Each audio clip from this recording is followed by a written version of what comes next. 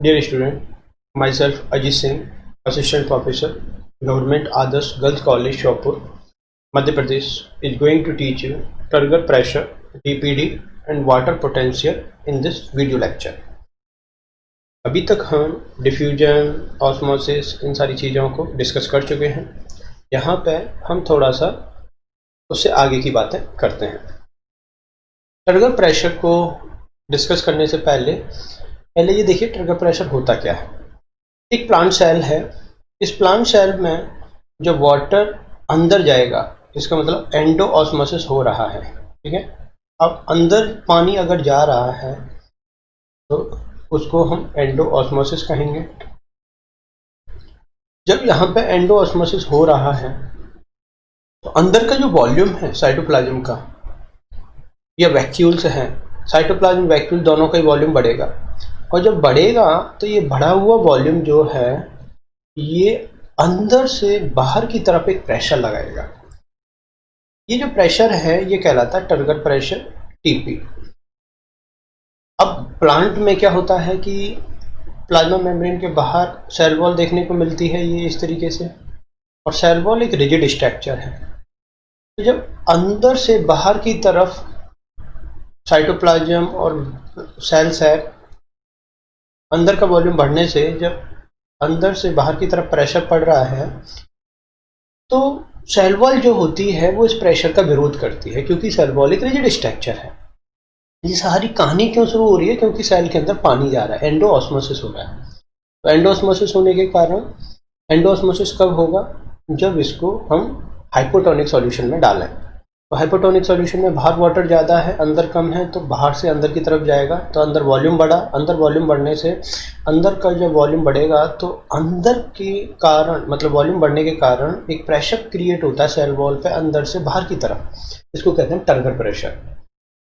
ये जो साइटोप्लाज्म है या प्लांट वैक्यूल्स के अंदर जो वैक्यूलर सैक भरा हुआ है जिसको हम सेल सैक कहते हैं, उसके कारण हो रहा है, क्योंकि उसमें वाटर कंटेंट बढ़ा है। तो सेल वॉल क्या होती है, वो इस प्रेशर का विरोध करती है, और वो भी इसके जस्ट अपोजिट डायरेक्शन में और सेम मैग्नीट्यूड में एक प्रेशर लगाती है। इसको कहते हैं हम वॉल प्रेशर। जैसे यहाँ पे ये जो शो हो रहा है, ये जो प्रेशर है वॉल प्रेशर, ये अपोजिट डायरेक्शन में होगा और सेम मैग्नीट्यूड में होगा। इसका मतलब टर्गर प्रेशर जितना होगा सेल वॉल उतना ही अपोजिट डायरेक्शन में प्रेशर लगाएगी, ठीक है। तो इस तरीके से ये सारी जो सिचुएशंस हैं ये प्लांट सेल के अंतर्गत होती हैं। तो अंदर वाटर मूवमेंट के कारण, अगर हम टर्गर प्रेशर को डिफाइन करें तो वाटर मूवमेंट के कारण जो साइटोप्लाज्म है या जो इंटरनल वॉल्यूम है उसके द्वारा बाहर की तरफ सेल वॉल पर लगाए जाने वाला प्रेशर टर्गर प्रेशर कहलाता है। अब ये जो टर्गर प्रेशर है ये एक अपोजिट एंड सेम मैग्नीट्यूड वाले प्रेशर से बैलेंस रहता है प्लांट सेल में, जिसको हम वॉल प्रेशर कहते हैं, ठीक है। लेकिन हर सेल के अंदर अलग अलग सिचुएशंस हैं, और यहाँ पे सारी सिचुएशंस को हम आपके कन्फ्यूजन को दूर करने के लिए डिस्कस कर रहे हैं। जैसे जो टीपी है, टर्गर प्रेशर है, बैक्टीरियल सेल में भी सेल वॉल पाई जाती है, तो वहाँ पे टर्गर प्रेशर को वॉल प्रेशर के द्वारा बैलेंस किया जाता है। इसीलिए एक हाइपोटोनिक सॉल्यूशन में सेल को अगर हम रख देते हैं तो वहाँ पे सेल, बैक्टीरियल सेल फटती नहीं है, क्योंकि वॉल प्रेशर ने टर्गर प्रेशर को बैलेंस किया हुआ है। प्लांट सेल में भी सेम केस है, यहाँ पे भी टर्गर प्रेशर जो है वो वॉल प्रेशर के द्वारा बैलेंस होता है। इसका मतलब वॉल प्रेशर टर्गर प्रेशर के अपोजिट यहाँ पे काम कर रहा है। जहाँ कहीं भी सेल वॉल मिलेगी वहाँ पे जो है आपको वॉल प्रेशर मिलेगा। एनिमल सेल में थोड़ा सा सिचुएशन अलग है, क्योंकि यहाँ पे सेल वॉल नहीं पाई जाती है, इसीलिए अंदर से जब बाहर की तरफ प्रेशर काम कर रहा है तो बाहर से अंदर की तरफ काम करने वाला वॉल प्रेशर यहाँ अवेलेबल नहीं है, because there is no cell wall. इसीलिए वॉल प्रेशर की वैल्यू 0 काउंट होती है, और टर्गर प्रेशर जो है वो बाहर की तरफ जब लगता है एनिमल सेल में तो उसको काउंटर बैलेंस करने के लिए वॉल प्रेशर न होने के कारण सर्टेन टाइम के बाद सेल फट जाती है एनिमल सेल, ठीक है। तो अगर due to the absence of wall pressure animal cell अगर हाइपोटोनिक सॉल्यूशन में डाली जाए तो वो फट जाती है, इसीलिए फटती है। ये तीनों क्लोज सिस्टम थे जहाँ पे हम एक सेल मेम्ब्रेन के रूप में बाउंड्री देख रहे थे। लेकिन ओपन सिस्टम, जैसे तालाब में पानी भरा हुआ है, गिलास में पानी भरा हुआ है, बीकर में पानी भरा हुआ है, तो यहाँ पे चारों तरफ उसकी बाउंड्री नहीं है, ये ओपन सिस्टम है। तो ओपन सिस्टम में टर्गर प्रेशर जो होता है वो 0 होता है, आपको ये याद रखना है। तो अगर कहीं तालाब में पानी भरा हुआ है उसका आपको टर्गर प्रेशर, या फिर ग्लास में पानी भरा हुआ है या किसी बीकर में पानी भरा हुआ है, तो वहाँ पर टर्गर प्रेशर 0 होता है, क्योंकि वो एक ओपन सिस्टम है। हमेशा काम करना देखना कि फ्री सॉल्यूशन या ओपन सिस्टम में टर्गर प्रेशर 0 होगा। तो डिफरेंट सिचुएशन में टर्गर प्रेशर का काउंटर बैलेंस वॉल प्रेशर के द्वारा किया जा रहा है या नहीं किया जा रहा है, और क्या क्या सिचुएशंस वहाँ हो सकती हैं, तो ये हमने देखा। डू नॉट बर्स्ट, यहाँ पे सेल को अगर हाइपोटोनिक सॉल्यूशन में डाला जाए तो यहाँ पे ये सेल फटती नहीं है। वो इसलिए नहीं फटती हैं क्योंकि यहाँ पे उसका अपोजिट फोर्स अवेलेबल है जो उसको बैलेंस रखता है। एनिमल सेल जो है वो बर्स्ट हो जाती है, ठीक है। और फ्री सॉल्यूशन में तो कुछ हमें डिस्कस करना ही नहीं है। इसके अलावा टर्गर प्रेशर की अगर हम वैल्यू रेंज को देखें तो टर्गर प्रेशर की जो वैल्यू है वो 0 से ऑस्मोटिक प्रेशर, किसी सॉल्यूशन का कितना ऑस्मोटिक प्रेशर है इसके बीच में वेरी होती है। 0 जो है इसको मिनिमम वैल्यू माना जाता है, और किसी सॉल्यूशन का जितना ऑस्मोटिक प्रेशर है उतने तक टर्गर प्रेशर हो सकता है, और ये एक मैक्सिमम वैल्यू काउंट होती है टर्गर प्रेशर की। टर्गर प्रेशर जो है वो डिफरेंट सेल की स्टेज पे भी डिपेंड करता है। कैसे करता है कि सेल अगर बिल्कुल पिचकी हुई है, फ्लैसिड है, तो अगर सेल बिल्कुल कॉन्स्ट्रिक्ट है, पिचकी हुई है, तो उसको हम फ्लैसिड सेल कहते हैं, और वहाँ पर टर्गर प्रेशर की जो वैल्यू है वो 0 काउंट होती है, that is the minimum turgor pressure value. अगर सेल पूरा फूला हुआ है तो उसको हम टर्जिड सेल कहते हैं, और टर्जिड सेल के सिचुएशन में टर्गर प्रेशर ऑस्मोटिक प्रेशर के इक्वल काउंट होता है, और ये एक मैक्सिमम टर्गर प्रेशर की वैल्यू है। प्लांट सेल में एक प्लाज्मोलाइसिस कंडीशंस और होती है, जहाँ पे जब प्लांट सेल से वाटर बाहर निकलता है तो साइटोप्लाज्म जो है वो वहाँ बाहर की तरफ जब निकलता है तो उसको प्लाज्मोलाइसिस कंडीशंस कहते हैं। और अगर प्लाज्मोलाइसिस सिचुएशन है, और प्लाज्मोलाइसिस यूजुअली प्लांट सेल के अंदर ही होता है, आगे हम पढ़ेंगे क्या है ये, तो यहाँ पर टर्गर प्रेशर की वैल्यू नेगेटिव काउंट होती है। और अगर वाटर मूवमेंट को देखा जाए तो वाटर हमेशा हाई टर्गर प्रेशर से लो टर्गर प्रेशर की तरफ ही मूव करता है, तो ये थोड़ा सा आपको ध्यान रखना है। तो टर्गर प्रेशर जो है इसके बारे में हमने देखा कि टर्गर प्रेशर जो है क्या है, किस तरीके से वो काम कर रहा है।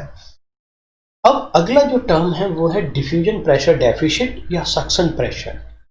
Diffusion pressure deficit, diffusion pressure में कमी, या सक्शन प्रेशर कितना वो वाटर एब्जॉर्ब कर सकता है, इसीलिए इसको सक्शन प्रेशर भी कहते हैं। तो इसको समझिए ये क्या है, बहुत ही इजी है। जब हमने डिफ्यूजन पढ़ाया था तो हमने ये बताया था कि डिफ्यूजन प्रेशर जो है वो प्योर स्टेज में मैक्सिमम होता है, हमेशा याद रखना। जैसे कोई भी प्योर मॉलिक्यूल जिस स्टेज में हो, जैसे प्योर वाटर है, प्योर NaCl है, प्योर कोई गैस है, तो इनका डिफ्यूजन प्रेशर प्योर स्टेज में मैक्सिमम होता है। लेकिन अब जैसे प्योर वाटर है, प्योर वाटर में जो डिफ्यूजन प्रेशर होगा वो मैक्सिमम होगा। अब मैंने इसमें कुछ इम्प्योरिटी मिला दी, जैसे यहाँ पे जो येलो कलर है इससे मैं जो शो कर रहा हूँ वो सॉल्यूट है, और वाइट कलर से वाटर मॉलिक्यूल है। तो यहाँ पे जब मैंने कुछ सॉल्यूट मिला दिया तो इस सॉल्यूट के साथ कुछ वाटर मॉलिक्यूल भी इंटरेक्ट होने लगे। जो वाटर मॉलिक्यूल पहले फ्री थे अब वो सॉल्यूट के साथ इंटरेक्ट किए जा रहे हैं, और वो फ्री मूवमेंट के लिए नहीं है, तो इसका मतलब डिफ्यूजन प्रेशर यहाँ पे क्या हो गया, कम हो गया। जैसे ही हम किसी कंपाउंड के अंदर कोई दूसरा कंपाउंड मिलाते हैं तो उसका डिफ्यूजन प्रेशर इम्प्योरिटी स्टेज में कम हो जाता है। तो इतना कम हुआ है, इसको अगर हम मेजर करें कि मतलब पहले वो मैक्सिमम था जब वो प्योर स्टेज में था, लेकिन अब उसका डिफ्यूजन प्रेशर कुछ इम्प्योरिटी ऐड या कुछ मिक्स करने के बाद कम हो गया है, तो difference in diffusion pressure due to solute addition ये कहलाता है डिफ्यूजन प्रेशर डेफिशिट या DPD। मतलब कुछ इम्प्योरिटी जितनी ऐड की जाए, वो कितनी ऐड की जाए, जितनी ऐड की जाएगी उतना ही डिफ्यूजन प्रेशर में कमी हो जाएगी, और जितनी कमी होगी उसको ही हम कहते हैं डिफ्यूजन प्रेशर डेफिशिट। अब इस सिस्टम से जैसे ये सिचुएशन A है और ये सिचुएशन B है, तो सिचुएशन B से ये पूछा जाए कि तुम्हें कितने वाटर और चाहिए, तो वो बोलेगा कि भाई मेरे जितने वाटर सॉल्यूट के साथ इंटरेक्ट कर गए हैं, मुझे उतने चाहिए, तो इसका मतलब उतना ही ये पानी ले सकता है। तो इसका मतलब पानी को एब्जॉर्ब करने का जो पोटेंशियल है वो भी डीपीडी के द्वारा प्रदर्शित किया जाता है, इसीलिए डीपीडी को सक्शन प्रेशर भी कहते हैं। ये demand of water in cell भी डीपीडी को कहा जाता है कि किसी भी सेल की कितनी वाटर की डिमांड है, तो जितनी कमी हुई है उतना ही वो पानी आपसे ले सकती है। ठीक है, तो सिंपल सा है, डिफ्यूजन प्रेशर में कमी डीपीडी है, प्योर स्टेज में मैक्सिमम होता है, कुछ भी मिलाओगे कमी होगी, जितनी कमी होगी वो डीपीडी कहलाएगी। अब उससे पूछो कितना चाहिए, जितना कम हुआ है उतना दे दो, तो इसीलिए यहाँ पे उसको डीपीडी को demand of water in cell भी कहा जाता है, कि मतलब सेल की वाटर की कितनी डिमांड होगी जितनी कमी हुई है। क्यों? क्योंकि प्योर स्टेज में मान लो यहाँ पे 100 मॉलिक्यूल थे, लेकिन जैसे ही आपने कुछ शुगर मॉलिक्यूल ऐड किए तो 20 वाटर के मॉलिक्यूल शुगर के साथ इंटरेक्ट कर गए, तो फ्री मूवमेंट के लिए अब आपके पास अवेलेबल कितने हैं? 80 वाटर मॉलिक्यूल ही हैं, इसीलिए डिफ्यूजन प्रेशर यहाँ पे कम हो गया है। अब इस सॉल्यूशन से पूछा जाए कि आपको कितना वाटर चाहिए, तो वो बोलेगा मेरी 20 मॉलिक्यूल की कमी हुई है, क्योंकि 20 मॉलिक्यूल शुगर के साथ इंटरेक्ट कर रहे हैं, इसीलिए 20 मॉलिक्यूल फ्री मूवमेंट के लिए अवेलेबल नहीं है। तो वो 20 वाटर मॉलिक्यूल अगर उसको अलाउ किया जाता है तो वो एब्जॉर्ब करने की क्षमता रखता है, तो इसीलिए डीपीडी को suction pressure and demand of water in cell भी कहा जाता है। तो जो डीपीडी है यहाँ पे भी आपको ये ध्यान रखना है कि जो डीपीडी है वो भी सॉल्यूट कंसंट्रेशन की डायरेक्टली प्रोपोर्शनल है। जितना आप सॉल्यूट उसमें मिलाते चले जाओगे किसी भी सॉल्वेंट में, उतना ही उसमें डीपीडी बढ़ता चला जाएगा। ये हमेशा याद रखना कि जितना सॉल्यूट मिलाओगे, या ये कहें कि जितना ज़्यादा कंसंट्रेशन होगी सॉल्यूशन की उतनी ही ज़्यादा उसकी डीपीडी होगी। ठीक है, तो मोर कंसंट्रेशन मोर डीपीडी मोर वाटर है। ठीक है, तो इसीलिए ज़्यादा गाढ़ा सॉल्यूशन ज़्यादा पानी एब्जॉर्ब कर सकता है। अब जैसे दो सॉल्यूशन है, एक का लो डीपीडी है, एक का हाई डीपीडी है, दोनों सेमी परमेबल मेम्ब्रेन से अलग किए हुए हैं। तो अब जब लो डीपीडी है तो सॉल्यूट कंसंट्रेशन क्या होगा यहाँ पे? लो। जब सॉल्यूट लो है तो सॉल्यूशन कंसंट्रेशन भी लो, और जब सॉल्यूट कंसंट्रेशन लो है तो यहाँ वाटर क्या होगा? ज़्यादा। दूसरा हाई डीपीडी, हाई डीपीडी है तो इसका मतलब सॉल्यूट ज़्यादा है तो सॉल्यूशन की कंसंट्रेशन ज़्यादा, और जब सॉल्यूशन की कंसंट्रेशन ज़्यादा है तो यहाँ पे सॉल्वेंट यानी कि वाटर की कंसंट्रेशन क्या है? कम। तो वाटर अब किधर से किधर मूव करेगा? वाटर अब लो डीपीडी से हाई डीपीडी की तरफ मूव करता है, क्योंकि वाटर की कंसंट्रेशन किधर ज़्यादा है? जिधर लो डीपीडी है, और किधर कम है? जिधर हाई डीपीडी है। तो ये हमेशा याद रखना कि water molecule always move across the semi permeable membrane from low DPD to high DPD. अब डीपीडी की जो वैल्यू है ये भी डिफरेंट सेल स्टेज में प्रभावित होती है। जैसे एक नॉर्मल सेल में डीपीडी को देखा जाए तो नॉर्मल सेल में जो डीपीडी होती है उसका इक्वेशंस होता है DPD is equal to OP minus TP. अब टीपी की जगह कई बार वो वॉल प्रेशर भी दे देता है, तो भी आपको वॉल प्रेशर और टीपी दोनों का मैग्नीट्यूड सेम होता है, तो आपको वहाँ से वैल्यू डिराइव कर सकते हो। तो आप ओपी माइनस टीपी ध्यान रखिए। लेकिन नॉर्मल सेल में तो ओपी माइनस टीपी है, लेकिन एक टर्जिड सेल अगर है, फूली हुई सेल है, तो टर्जिड सेल में क्या होता है? DPD is equal to OP minus TP. Equation change हो जाती है। कैसे चेंज हो जाती है? कि टर्जिड सेल में जो टीपी है वो ऑस्मोटिक प्रेशर के इक्वल होता है। ये मैं टर्जिड प्रेशर जब पढ़ा रहा था तो वहाँ पे भी मैंने आपको ये समझाया था कि जो टर्गर प्रेशर है वो ओपी के इक्वल होता है टर्जिड सेल में। तो यहाँ पर टीपी की जगह मैं ओपी भी रख सकता हूँ, तो प्लस ओपी और माइनस ओपी एक दूसरे को कैंसिल कर देते हैं, और फाइनली डीपीडी की जो वैल्यू होती है वो 0 हो जाती है। इसका मतलब यहाँ पे ये सेल अगर ये टर्जिड स्टेज में है तो ये और वाटर एब्जॉर्ब नहीं कर सकती, इसीलिए टर्जिड स्टेज में सेल और वाटर एब्जॉर्ब नहीं करती। फ्लैसिड सेल में भी इक्वेशन जो है वो चेंज होता है, DPD equal to OP minus TP. तो टीपी जो है फ्लैसिड सेल में 0 होता है, ये मैं जब टर्गर प्रेशर पढ़ा रहा था वहाँ पे बताया था। तो यहाँ टीपी की जगह जब मैं 0 रखूँगा तो डीपीडी की वैल्यू किसके इक्वल हो जाती है? ओपी के इक्वल। इसका मतलब फ्लैसिड सेल को अगर अलाउ किया जाए वाटर एब्जॉर्ब करने के लिए तो वो कितना मैक्सिमम वाटर एब्जॉर्ब करेगी? वो ऑस्मोटिक प्रेशर के बराबर वाटर एब्जॉर्ब कर सकती है। प्लाज्मोलाइज सेल, प्लांट सेल में ये एक स्पेशल कंडीशंस होती है प्लाज्मोलाइसिस की, हम पढ़ेंगे। तो यहाँ पे प्लाज्मोलाइज सेल में क्या होता है कि जो डीपीडी है वो ओपी माइनस टीपी इक्वेशन को चेंज हो जाएगी, यहाँ एक मॉडिफाइड इक्वेशंस आती है। कैसे कि प्लाज्मोलाइज सेल में टीपी की वैल्यू नेगेटिव होती है, तो यहाँ जो टीपी जो इक्वेशन है, टीपी की जो भी वैल्यू रखेंगे वो वहाँ पे माइनस साइन भी हम रखते हैं, तो माइनस टीपी रखेंगे तो माइनस से माइनस क्या होगा प्लस, क्योंकि बाहर वाला जो माइनस है ये तो इक्वेशन में पहले से है, और वैल्यू को भी हम माइनस रखेंगे तो माइनस माइनस क्या हो जाएगा प्लस। तो यहाँ पे डीपीडी की वैल्यू ओपी प्लस टीपी दोनों के इक्वल हो जाती है।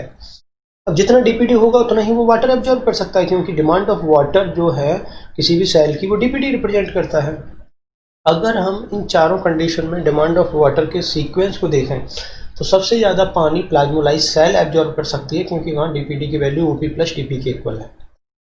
उसके बाद फ्लैसिड सेल, क्योंकि वहाँ डीपीडी की वैल्यू ओपी के इक्वल है।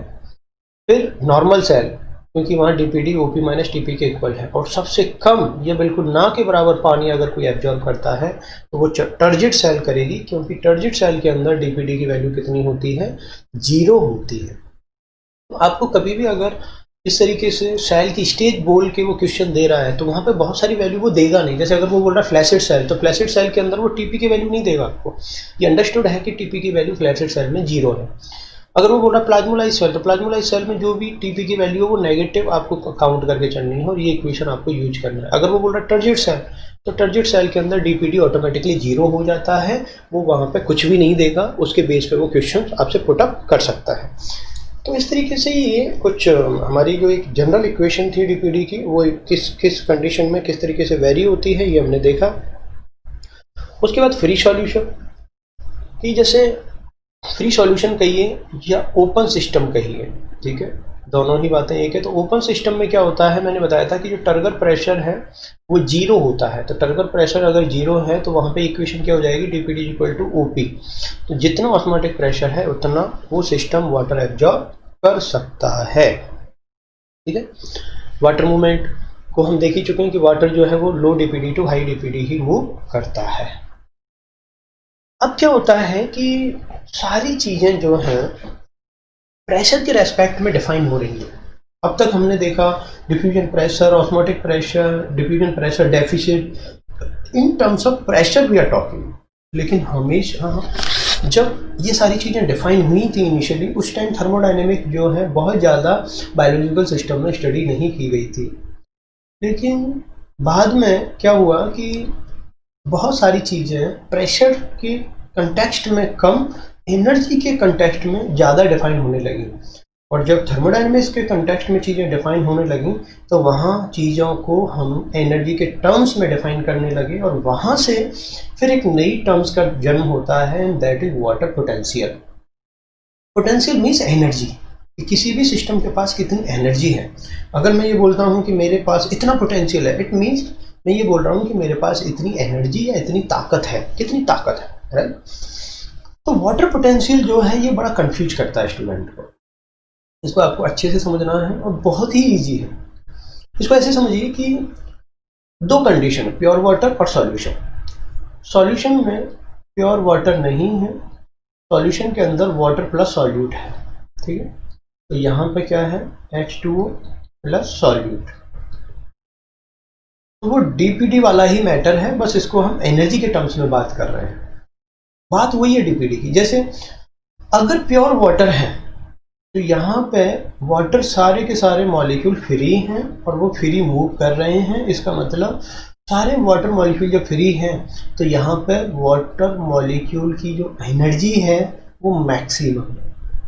प्योर स्टेज में एनर्जी मैक्सिमम है क्योंकि सारे मॉलिक्यूल फ्री हैं, वो फ्री मूव कर रहे हैं, कोई भी मॉलिक्यूल सॉल्यूट के साथ बाइंड नहीं है। इसीलिए जब भी कोई प्योर सिस्टम में होता है, प्योर स्टेज में होता है, तो उसकी एनर्जी मैक्सिमम मानी जाती है जब हम एनर्जी के कंटेक्स्ट में बात करें।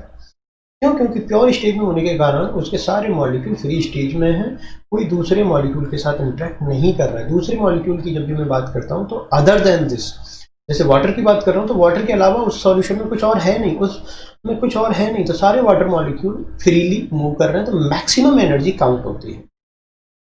लेकिन जैसे ही वाटर में हमने कुछ सॉल्यूट ऐड कर दिया तो कुछ वाटर मॉलिक्यूल इस सॉल्यूट के साथ इंटरेक्ट हो गए, तो अब जो है वाटर की फ्री एनर्जी उतनी नहीं है जितनी पहले थी प्योर स्टेट में। क्यों? क्योंकि अगर यहाँ पे 100 मॉलिक्यूल लेके चल रहे हैं प्योर स्टेज में, ये सिचुएशन में।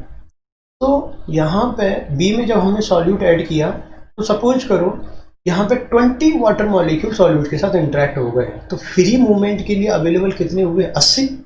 20 तो सॉल्यूट के साथ इंटरेक्ट हो गए, वो तो मूव कर नहीं पा रहे हैं।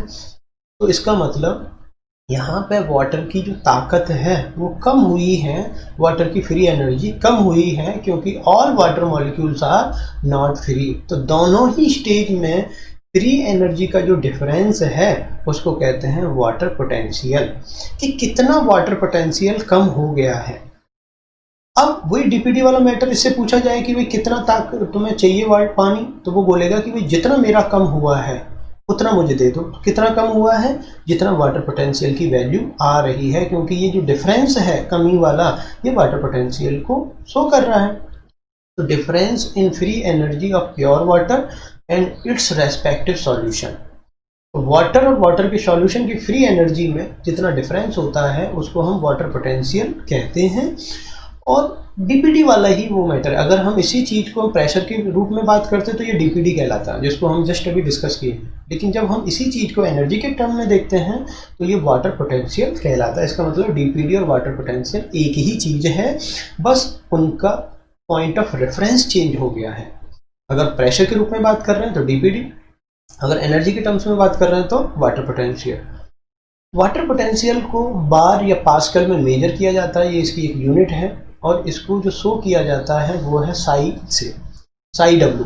ठीक है, अब देखिए वाटर जो पोटेंशियल है, किसी भी सिस्टम का जो वाटर पोटेंशियल होता है ये 4 कंपोनेंट पर डिपेंड करता है: solute potential, pressure potential, matrix potential and gravitational potential.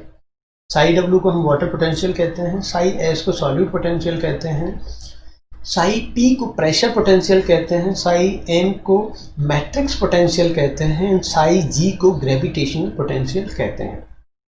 क्योंकि हम अभी जो स्टडी कर रहे हैं ये प्लांट सिस्टम में कर रहे हैं, लिविंग सिस्टम में कर रहे हैं, और लिविंग सिस्टम में जिसमें कि सेल से बना हुआ है ये सारा सिस्टम, तो सेल्यूलर सिस्टम में साई एम और साई जी ये दोनों नेग्लिजिबल होते हैं, इनका बहुत ज़्यादा कॉन्ट्रीब्यूशन यहाँ पर नहीं होता, तो इनको हम यहाँ से नेग्लेक्ट कर देते हैं।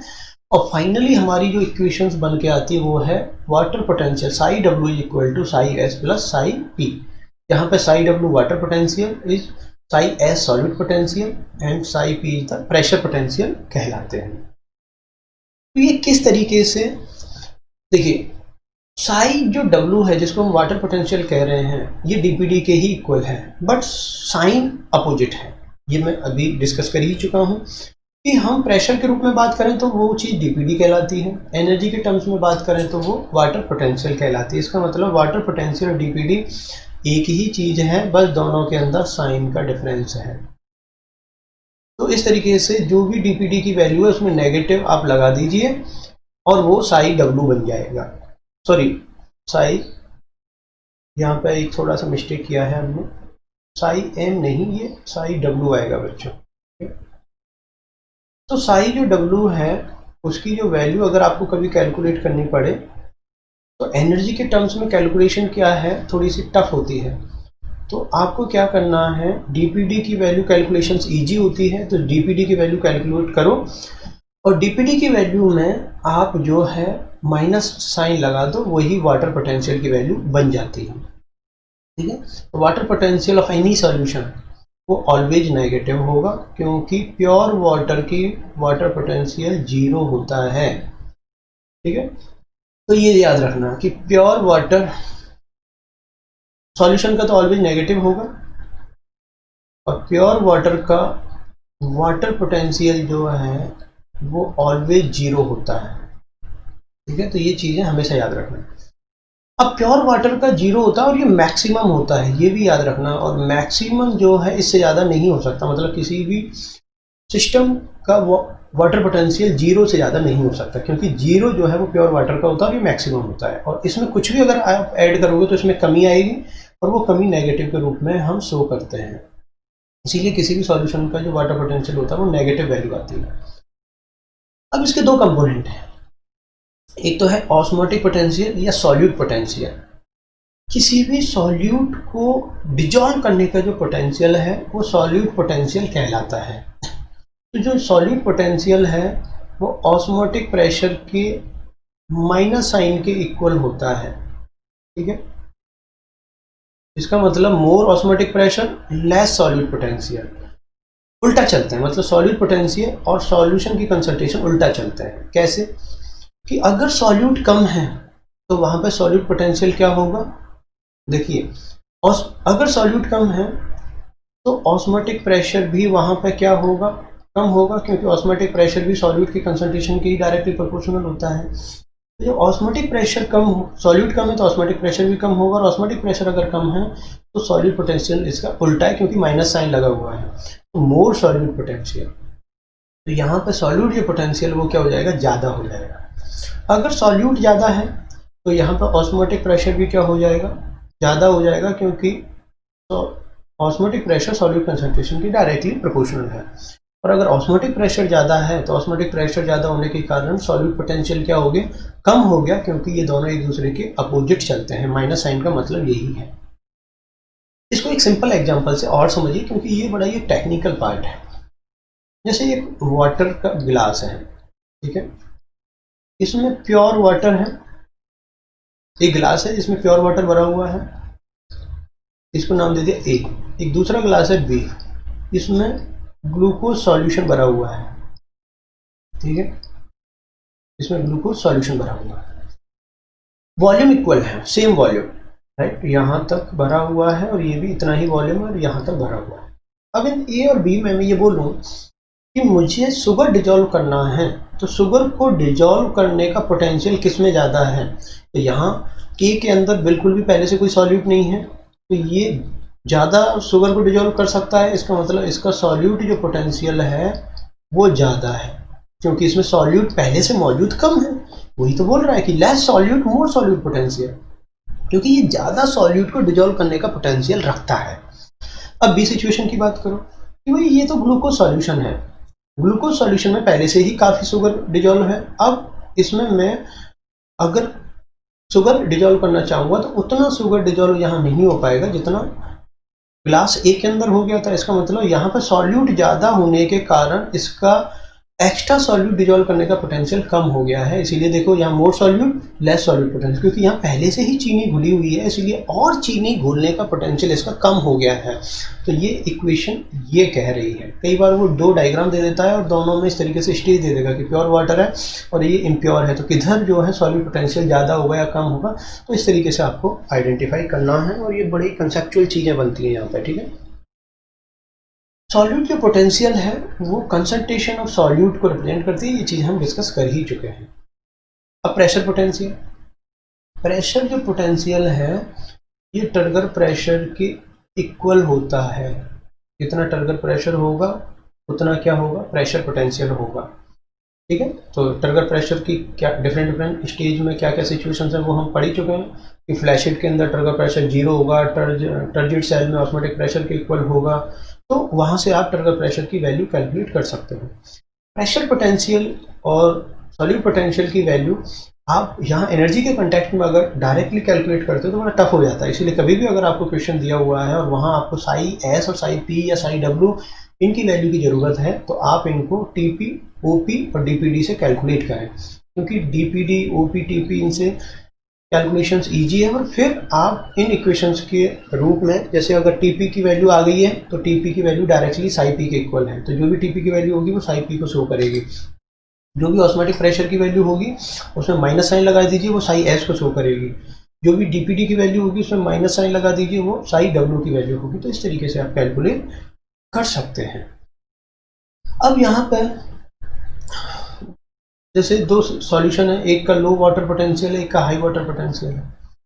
तो हाई वाटर पोटेंशियल अगर है तो वाटर अपनी ज़्यादा एनर्जी से कम एनर्जी की तरफ काम करता है। तो high water potential less negative, कभी कभी वो वैल्यू के रूप में अगर देता है तो नेगेटिव रहेगा। तो लेस नेगेटिव इधर दिया हुआ है। जैसे मैं बोल रहा हूँ कि -10 बार और -12 बार, जैसे ए सेल है जिसका वाटर पोटेंशियल -10 बार है और बी सेल है जिसका वाटर पोटेंशियल -12 बार है। तो वाटर किधर से किधर मूव करेगा, तो लेस नेगेटिव, इसमें लेस नेगेटिव क्या है -10, तो सेल ए से सेल बी की तरफ वाटर मूव करेगा। तो इसका मतलब ये है कि जिधर लेस नेगेटिव है वो वैल्यू ज़्यादा बड़ी होती है, तो हाई वाटर पोटेंशियल से वाटर लो वाटर पोटेंशियल की तरफ मूव करता है, और high water potential means less negative, या जीरो के कोई जितना नज़दीक होगा, ठीक है।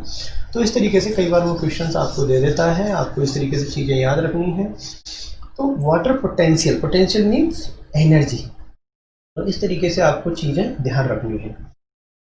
तो उम्मीद करता हूँ कि टीपी, डीपीडी, वाटर पोटेंशियल, ये चीज़ें आपको यहाँ पे क्लियर हुई होंगी।